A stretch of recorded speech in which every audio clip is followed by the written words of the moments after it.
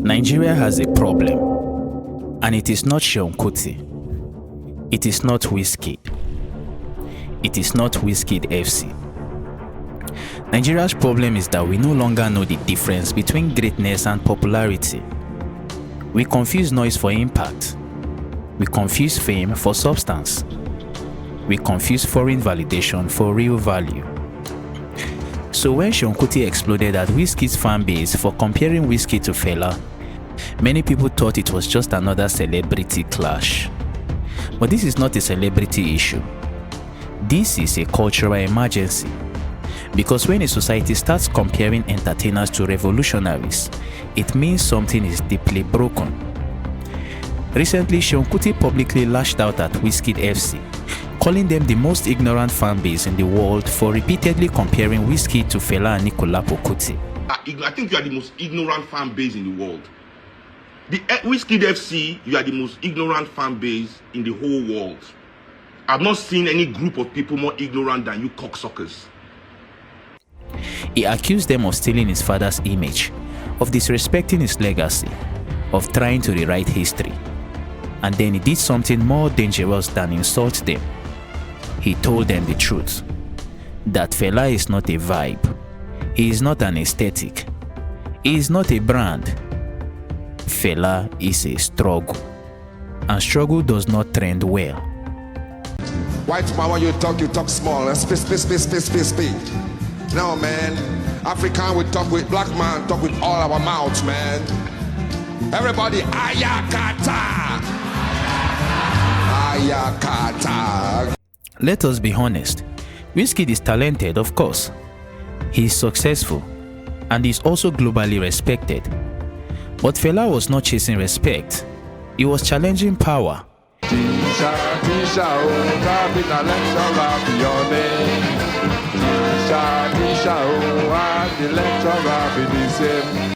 Fela's music was not meant to make you dance. It was meant to make you uncomfortable. He sang about military brutality when it was dangerous.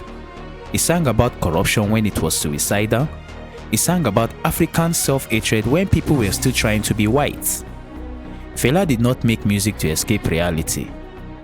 He made music to attack it. So when people compare Wizkid to Fela, what they are really saying is that your vibe is equal to his sacrifice. And that is not praise. That is ignorance. Now let us address the elephant in the room. The Grammy, the charts, the international applause. Why do these mean so much to us as Africans? Because we were trained to believe that until the West validates you, you are not truly great. That is colonial residue, and it is still alive in our thinking. In fact, Fela rejected that validation. He did not want to be accepted by the system. He wanted to expose it. So when people say Wizkid is greater because he has global awards, what they are really saying is, Western approval is the highest form of achievement. And that is tragic, because it means we still do not trust our own judgments. What makes this situation more uncomfortable is Wizkid's silence. He has never publicly rejected the comparison. His team has never corrected it. Even when Olamide called him the greatest after Fela, he did not object. Because after Fela, Wizkid is the greatest Afrobeat artist ever. Now maybe this is just his personality, maybe he's the quiet, reserved and unbothered person. But in public culture, silence is never neutral. When you benefit from a narrative and do not correct it, it simply means that you are part of it. And Seun Kuti knows this, and that is why his anger is not just emotional, it is strategic. He is fighting narrative warfare. Wizkid FC, as we know, is not just a fan base. It behaves like a movement. It organizes like a unit. It attacks like an army. They report accounts, they suppress criticism, they intimidate opposition. Kata Efe's Twitch ban after subtle criticism is not coincidence, it's pattern. And when support becomes enforcement, we must ask, is this love or is this control? Because people do not defend artists like this unless the artist represents something deeper to them. Perhaps something like status, identity, escape, or belonging. For many, Wizkid is not just an artist, he's a symbol of arrival. And when you attack the symbol, guess what? You attack the dream. This is the part people avoid. Most fans are not defending Wizkid. They are defending the version of themselves that exists through him. In a society that has failed many young people, attaching to a powerful figure feels like power.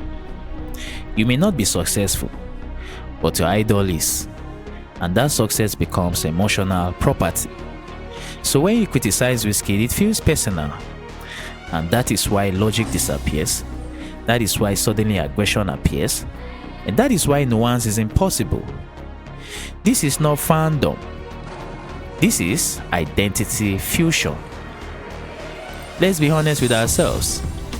Everyone in Nigeria, they are tired. Tired of bad governance, tired of broken systems, tired of shouting with no change. So we choose vibe, we choose softness, we choose distraction.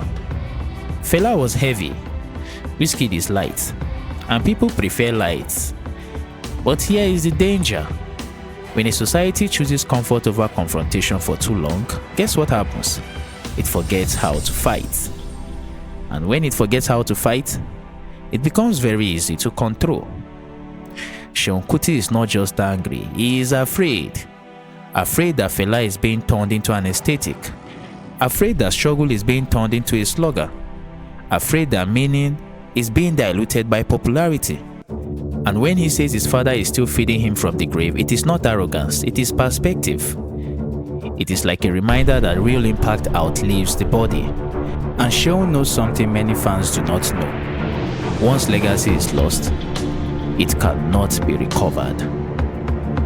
This is not about Wizkid. And like I said in the beginning, it is not even about Seun. It is not even about Fela. It is about us as a people. What do we value? What do we celebrate? What do we protect? Because if we continue to confuse fame with significance, we will raise icons with no backbone and followers with no direction. Fela did not make music to be loved. Rather, he made music to be necessary. And maybe that is why he is uncomfortable. But uncomfortable does not mean outdated. It means urgent.